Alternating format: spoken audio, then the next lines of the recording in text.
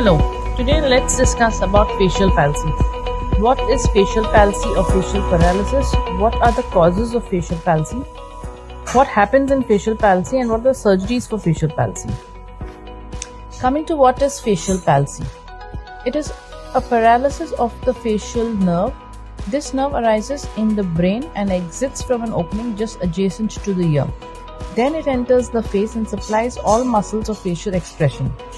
When this nerve gets damaged or becomes non-functional, there is loss of movements on that side of the face, like absence of forehead, wrinkling on raising the eyebrows, incomplete closure of the eyelids, loss of nasolabial folds, which are two prominent wrinkles that all of us have on either side of the nose, absence of smile on the affected side, and inability to lower the lower lip, along with drooling of saliva.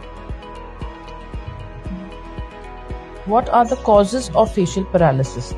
There are various causes of facial paralysis, ranging from what is known as idiopathic, or where the cause is not known, like Bell's palsy. This occurs spontaneously, often due to exposure to cold. However, Bell's palsy often recovers in most of the cases. In a small percentage, it may not recover.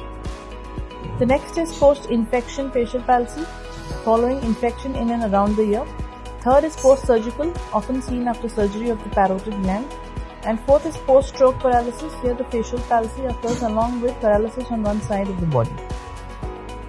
What happens when affected with facial palsy? Two most important and characteristic findings in a patient with a paralyzed face are: patients are unable to close their eyes completely because of lack of movement of eyelid muscles. This causes watering as well as dryness of the eyes. With a lot of discomfort, it can lead to exposure keratitis, where because of dryness, the cornea can develop dry patches and can ultimately lead to blindness. The second important finding is patient is unable to smile on the paralyzed side. The angle of the mouth on that side does not move, causing asymmetry of smile, and this can be social. What is the treatment for facial paralysis?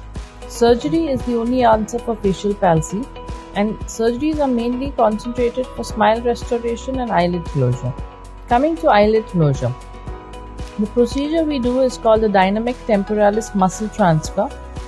This procedure, called temporalis transfer, is done to assist in the upper eyelid coming down and closing the eye completely. What is done here is a strip of temporalis muscle, which is present on the side of the forehead in the temple area, that is harvested, and along with a tendon graft, it is weaved into the upper and the lower eyelids, such that when the patient bites, the muscle contracts, and this will enable the eyelid to move down and close the eyes. With a few weeks of practice, this eyelid closure starts happening spontaneously without the patient having to actually bite to activate the muscle. For smile restoration, if patient presents within 1 year of paralysis, the surgery done is nerve transfer. If patient presents after a year of paralysis, the surgery done is called muscle transfer.